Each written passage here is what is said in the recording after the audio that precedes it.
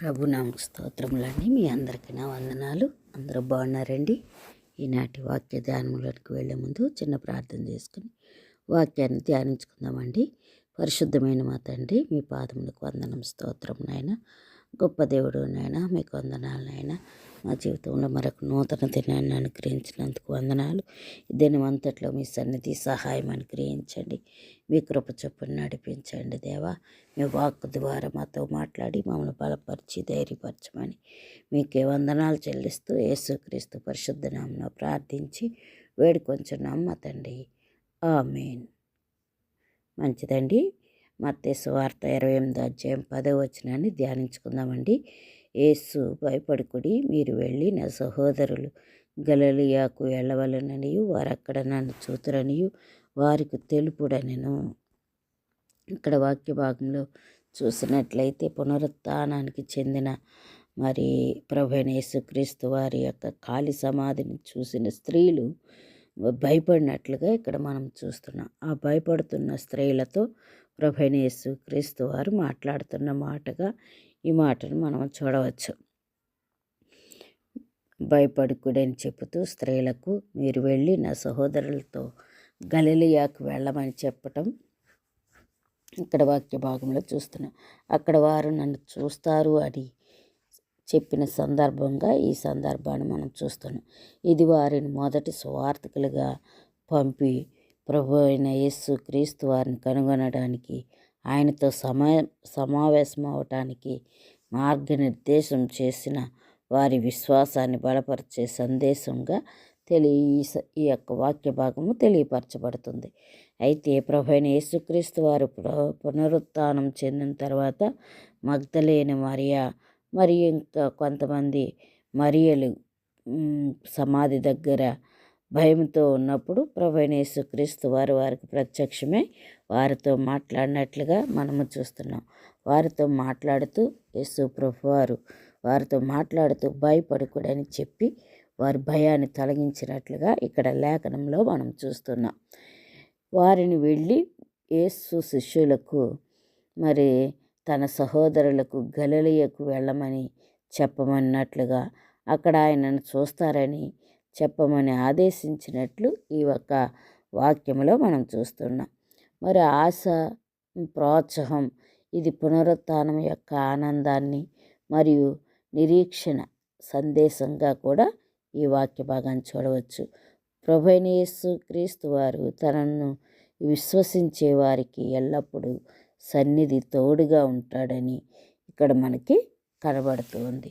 అంతేకాకుండా యేసు ప్రభువారు ఈ మరి మహిళలను సువార్త ప్రకటించే వారిలో మొదటి వ్యక్తులుగా పంపించినట్లు ఇక్కడ మనం చూస్తున్నాం. ఇది వారి విశ్వాసానికి, అంతేకాకుండా ఆ స్త్రీల యొక్క విధేయతకు గొప్ప బహుమతి అని కూడా మనము గ్రహించగలం.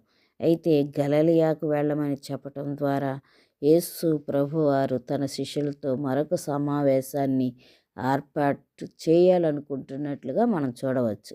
ఇది వారి వైఫల్యాలను క్షమించి వారిని తిరిగి తనతో కలుపుకోవటానికి సంకేతంగా ఈ వచనాన్ని మనము చూస్తూ ఉన్నాం. యేసు ప్రభువారు తన శిష్యులను నా సహోదరులను సంబోధించటం ఇక్కడ మనకి కనబడుతూ ఉంది. ఆయనతో వారికి ఉన్న సన్నిహిత సంబంధాన్ని కూడా మనం చూడగలుగుతున్నాం. మరి ప్రభువైన యేసుక్రీస్తు వారు వారిని క్షమించటం కూడా ఇక్కడ మనం వాక్య భాగంలో చూస్తున్నాం. ఈ వచనము యేసు ప్రభు వారి యొక్క పునరుత్థానం యొక్క శక్తిని, ఆయన ప్రేమను విశ్వాసులకు నిరీక్షణను ఇచ్చేటట్లుగా ఆయన నిబద్ధతను ఇక్కడ మనకి తెలియపరచబడుతూ ఉంది. కాబట్టి ఆయన మొట్టమొదట సువార్త చెప్పమని చెప్పినట్లుగా ఈ స్త్రీలకు అంత గొప్ప భాగ్యాన్ని ఇచ్చారు. ఎందుకు అంత గొప్ప భాగ్యాన్ని ఇచ్చారంటే ఆ స్త్రీలలో ఏముందంటే అండి, మరి వినయము, విధేయత ఉన్నట్లుగా మనం వాక్య భాగంలో చూస్తున్నాం. విశ్వాసం ఉంది స్త్రీలలో, అలాగే విధేయత ఉంది. ఆ రెండిటికి కలిగిన బహుమతి, గొప్ప బహుమానం ఏమిటి అంటే, మొట్టమొదట ప్రభువారు తిరిగి పునరుత్థానం చెందిన తర్వాత చనిపోయి సమాధి చేయబడి తిరిగి 3వ దినం లేవటం అనే ఒక గొప్ప సన్నివేశాన్ని మొట్టమొదట స్త్రీలు చూసినట్లుగా చూస్తున్నాం. అంతేకాదండి, ఈ స్త్రీలే వెళ్ళి శిష్యులకు చెప్పినట్లుగా చూస్తున్నాం. అంటే ఇక్కడ స్త్రీకి దేవుడు ఎంత గొప్ప ధన్యత ఇచ్చారో ఇక్కడ మనకు కనబడుతూ ఉంది. సువార్త విషయంలో, దేవుని పని విషయంలో స్త్రీలను తక్కువ చేసినట్లుగా ఎక్కడా కూడా మనకి వాక్య భాగంలో కనబడతలేదు. కాబట్టి స్త్రీలముగా మనం దేవుని పనిలో బలముగా ఉండాలని, ఆయన పని చేయటానికి మనం సిద్ధపడాలని, ఆయనకి ఇష్టలుగా ఈ లోకములో మనం జీవించాలని వాక్య భాగం మనకి తెలియపరుస్తుంది. అటువంటి కృప దేవుడు మనకు అనుగ్రహించును గాక. ఆమేన్. ప్రార్థన చేసుకుందామండి. పరిశుద్ధమైన మా తండ్రి, మీ పాదమునకు వందనం, స్తోత్రం నాయన. ఈ దినం వాక్యం ద్వారా మాతో మాట్లాడినారు తండ్రి, మీకు వందనాలు. భయపడకూడని వాగ్దానం చేసిన దేవా, మీకు వందనాలు మా తండ్రి. అంత మాత్రమే కాదు నాయన, స్త్రీలమైన మాకు నాయన ప్రభ మీ స్వార్థను మొట్టమొదటిగా ప్రచురపరచడానికి మీరు మమ్మల్ని వాడుకున్న విధానాన్ని బట్టి, స్త్రీలను వాడుకున్న విధానాన్ని బట్టి వందనాలు చెల్లిస్తున్నాను నాయన. నాయన ప్రభ స్త్రీలముగా విశ్వాసములో నాయనా ప్రభ మీ వైపు చూసేవారముగా, విధేయత కలిగి జీవించేవారముగా మమ్మల్ని అందరినీ సిద్ధపరుస్తున్నందుకు వందనాలు చెల్లిస్తూ యేసుక్రీస్తు పరిశుద్ధ నామమున ప్రార్థించి వేడుకొంచున్నాను మా తండ్రి. ఆమేన్. ఆమేన్. ఆమేన్.